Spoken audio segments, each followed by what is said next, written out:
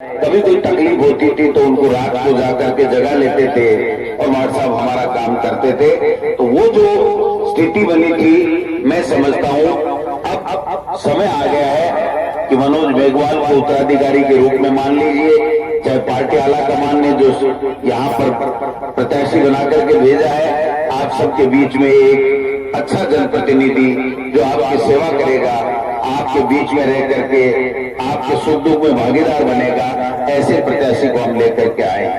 आपने मार साहब के काम को भी देखा है, आपने जो सामने भारतीय जनता पार्टी के प्रत्याशी उनको भी देखा है, इनके काम करने की शैली अलग थी।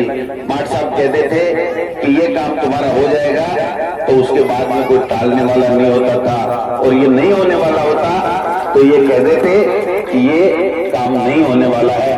मैं समझता हूं बिरला के मीठी मीठी गोली दी और वोट ये ले ली, फिर 5 साल को नहीं। लेकिन मार साहब ऐसे नेता नहीं थे, वो हमेशा जो कहते थे, मैंने देखा जब वो चले गए तो पंचायत राज के चुनाव थे, तो एक दिन हम लोग बैठे थे वहां जयपुर में, तो मनोज कह रहा था कि डायरी में उन्होंने इतनी बातें लिख रखी थी, मैं इस गांव में ये करना है, काकर में तहसील खोलनी है, यहाँ पर ट्यूबवेल करना है, इसको प्रधान बनाना है, इसको पंचायत के हवाले करने के लिए कांग्रेस पार्टी के उम्मीदवार के रूप में हम लोग आए हैं।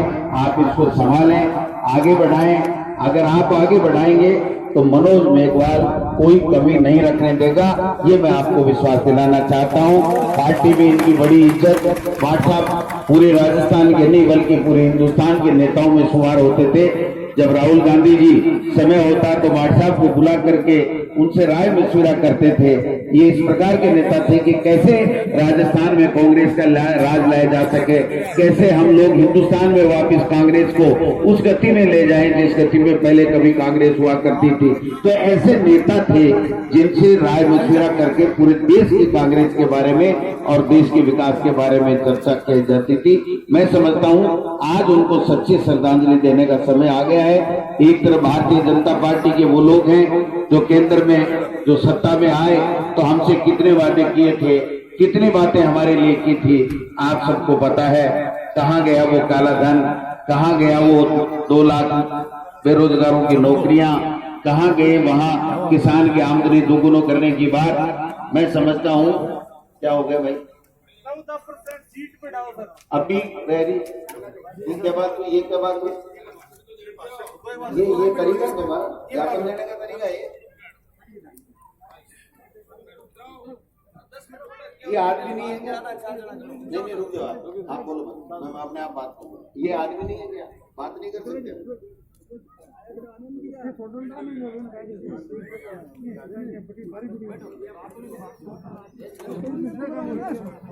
हो गया अब बटकी कैसे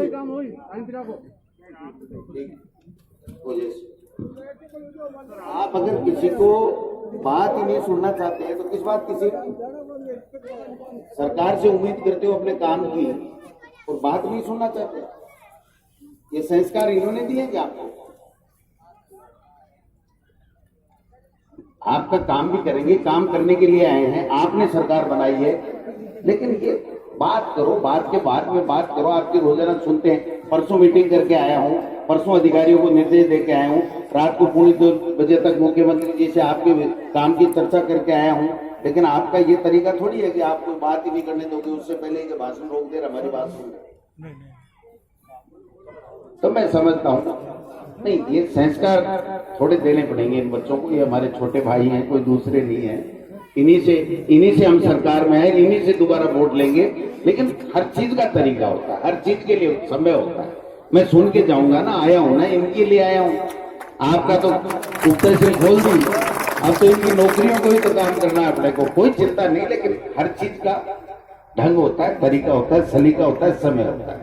तो मैं समझता हूं कि जिस प्रकार से उन्होंने झूठे वादे करके जो सत्ता हथियाई थी, आज इतना अहंकार उनमें हो गया, सही कह रहे, फॉर्म भरने के बाद में उसके ठिकानों के ऊपर छापे डाले, बंगलोर में छापे डाले, भाई को, पत्नी को, बेटे को परेशान किया, और परेशान करने के बाद में उनको वापस फार्म उठाने के लिए मजबूर किया और उसने कहा मेरा गला काट लिया, मेरे को चुनाव निर्णय लेने दिया। आज भारत के संविधान में ये बात है कि कोई भी व्यक्ति चुनाव लड़ सकता है। आज भारतीय जनता पार्टी के एक बड़े नेता ने ये कहा कि अमित शाह नजर रखे हुए हैं, आपके परिवार को रगड़ के रख देंगे अगर आपने फार्म नहीं उठाया तो। मैं समझता हूं इससे बड़ा दुर्भाग्य कोई प्रजातंत्र में कोई हो नहीं सकता। इससे निंदा योग्य कोई बात हो नहीं सकती है। चुनाव लड़ने का सबको अधिकार है, अपनी बात कहने का सबको अधिकार है, मैं समझता हूं। लेकिन इस तरीके का कर करके आज जो स्थितियां पैदा की हैं उसमें आपको और हमको समझना पड़ेगा। एक बात कह करके मैं अपनी बात समाप्त करूंगा, सही समय पर सही चीज का फैसला हमको करना पड़ेगा। एक डॉक्टर जी कहने एक आदमी गयो, बोलो डॉक्टर जी मेरो पेट दुख है। डॉक्टर बोले के खायो? यो काची रोटी खाई।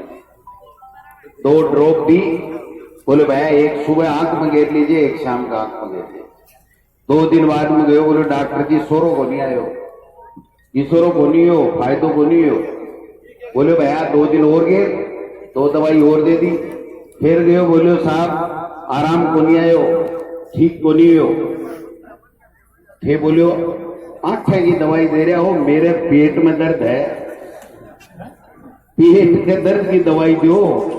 बोले तन्ने पेट के दर्द की दवाई की जरूरत को नहीं, तना आख्या की दवाई की जरूरत है। तन दिखे कम है, काची खाए तो पेट ही दुखे को के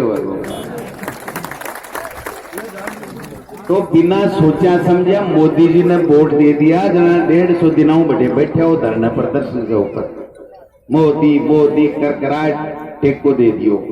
अरे टाबर माने ज्ञापन दिए ना अपला अना बूझो कि रेलवे की गतेक भर्ती निकल गई और दूसरे केंद्र के जबकि सरकार के माने केंद्र का जगह विभाग इमाम कतेक वैकेंसी निकल गई।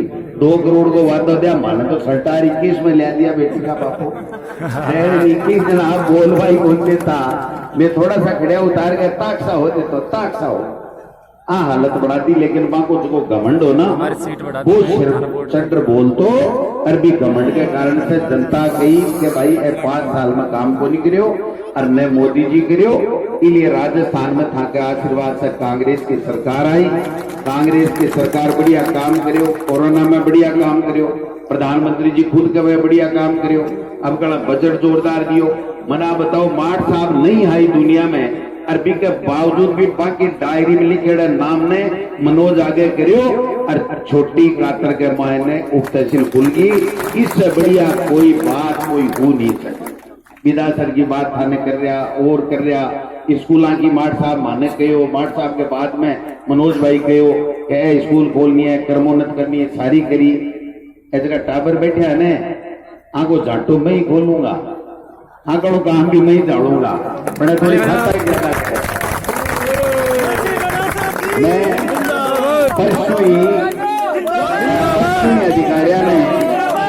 पश्चिमी अधिकारियों ने बुला मन ने बेरो को नहीं ए टाबर जगह मन दिखे है ने ए सारा का सारा के कारण से ही आप मंत्रा संतरा बढ़िया बैठे की समस्या को समाधान कर। अरे काम तो जत्था देशू, मैं तो आप वकील रहे बोले थोड़ा सा मैं कायदम चाहूंगा कि साइंस का विद्यार्थी बन जाओ, आर्ट्स का मत बनो। साइंस को विद्यार्थी कदे मास्टर के सामने को नहीं बोले देगा, प्रैक्टिकल पे फेल कर देगा। साइंस के है और 8 साल कहेंगे कहीं गुरु जी मैं 51% था, मैं कर जी की उसी क्यों का बोलो आप पढ़ेगा 51% वाला को आ जाओ, 51% वाला की बात चल रहा है को नहीं। तो आर्ट्स में साइंस में फर्क है, थोड़ा सा जमानो आएगा साइंस का विद्यार्थी बन जाओ, फिर बाद में काम की कोई कमी को नहीं रहने। सारी समस्या को समाधान बिल्कुल 100% करांगा, कोर्ट में भर्ती है मान्य भी उठी लेवांगा, पदपात बड़ा बड़ा काम है ए भी जता देंगा। लेकिन फिर 17 तारीख की भी ध्यान रखो, मैं थारे साथ यहाँ भर्ती पर पद बढ़ावे ने की बूथा के मायने गिनूंगा। हम 17 तक यही है, बूथ बोल जाएगी ने बूथ बोल जाएगी ना, जयराबा की दरकार को पड़ेगी। गोविंद सिंह डोटासरा को टेलीफोन आओ बिल्कुल। अब ठीक है दचो रंग बिल्कुल एक बार यहाँ सोचा है कि वो बिगड़ वो काम ना बिगड़ा चली आमना में कोनी मारे मना तो थे हो लेकिन थामना में कोनी मागाड़ी ये झंडी लागेड़ी घूमे ने टापरा के थाके पानी घूमे इसलिए चिंता करवा की बात कोनी जबकि मारे बल में है वो काम कर देंगा 17 तारीख का वो काम तय कर दो और मनोज ने विधानसभा में भेज दो वो मनोज लंबी रेस को घोड़ो है वो अतो शाणो सुदो अतो बढ़िया बोले अबे पिक्चर मनोज कुमार की आवाज बन जाता है जी हाँ आवेला लोग अति बढ़िया आवाज है तो बढ़िया साफ सुथरो बोले मार साहब तो कड़ा कड़ा चल कर दे रहने मैं एक दिन गयो मार साहब के 5-7 पन्नों ले गए रुपए आए माड़ मायड़ा कोई दूसरो आयडो पियो जा गुरुजी दो आइए डोटासरा जी बोलिए कैसे आए लोगों साहब मार साहब यहीं आएगा था दर्शन करो नहीं बोलो जल्दी बोलो मेरे को जाना है मुझे नहीं साहब मैं कोई काम को नहीं आया बोले अच्छा कॉफी पियोगे पीना का थे पाओगा कॉफी पीनी आएगो दूसरे दिन गए व्हाट्सएप पर आइए डोटासरा जी एकदम ठाला बैठा तो बोले बोलो वो साहब 2-3 काम है बोले पहली एक बात बताए काल आयोजना भी पाना हाथ में काल क्यों बन दिया हमारे साहब काल थाकड़ो मूड ठीक बन गया तो चारों काम होगा मेरा तो क्यों चाहिए तो मूड देख लो मूड से देख लियो मूड देखे पता चल जाए मैं भी वहां कोई चेलो हूँ वहां कोई पड़ोसी हूँ मेरे भी मूड में जैसे जना तो देखो काम से ठीक है अब मेरो थे वो पेटी बाजू बजाओ मेरे को बीच में वो सुर ताल बिगाड़ दे ठीक है बाहर मोटी बैठ जाएगा अन्य बैठे जना गांव का सुने जगह के भजनी मारो भजनी के सिर पड़ेगे बाजू उतरू तो मेरी थे शियार खराब हो गया डोटा तेरा को नाम तो छोड़ता गैली 5 साल घणो जोर को बोलतो कातर में तो काल आयो ना मज्जो ही को नहीं आयो मज्जो तो आनो चाहिए भाई थाना हुए आने भी आनो चाहिए माने भी आनो चाहिए माने मज्जो जल्दी आओ लो तो भाई जी बोट ने सूल पड़ेगा मैंने कोई बार पत्रकार पूछो बोले तू बार बार ठीक तू आवे वो तने डेढ़ हो कार्ड बनाऊं तेरे के तकलीफ मन आ बताए मन तो जठे आदमी को मन चाले बैठे तो आवे हैं मन चाले आमनु चाले अरे उम्मीद दिखे आओ भगत हुए अरे क्यों लटवाड़ो सो काम हुए क्यों पटवाड़ो सो काम हुए बैठे तो आवे ना और आंकड़ा में जार कहीं ले नहीं बताओ जटे जाता है मुंडो फेर ली और पीठ फेर बैठ जाएगा आए वो आया दो तो उड़ जैसी बैठे थोड़ी आवाज इसलिए थे लोग मदद कर जो मेहरबानी कर जो और 17 तारीख में सुनोगे सुन लिया अब जतको काम एकदम एक सुरताल में हो गए काम अब माखड़ो भी जतको और टाबरणों भी जतको बहुत बहुत धन्यवाद शिक्षा मंत्री भारत माता की 14% से रिलेटेड आज शिक्षा मंत्री जी ने घोषणा कर दी है और जल्दी काम हो जाएगा फर्स्ट ग्रेड वालों का।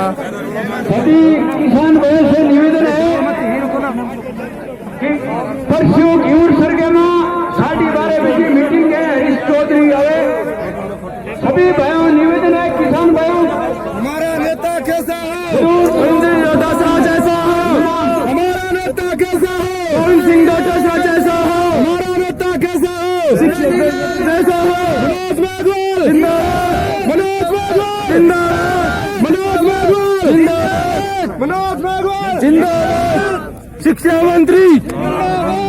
मंत्री जिंदाबाद छोड़ तगड़ से चला रहा है। अच्छा बहुत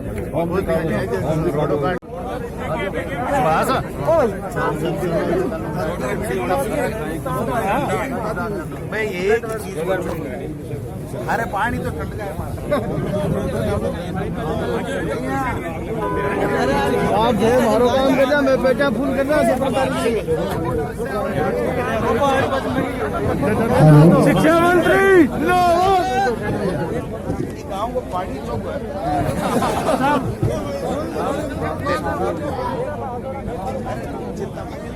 चिंता मत ये लगा दो मैंने चोखा बहुत लागू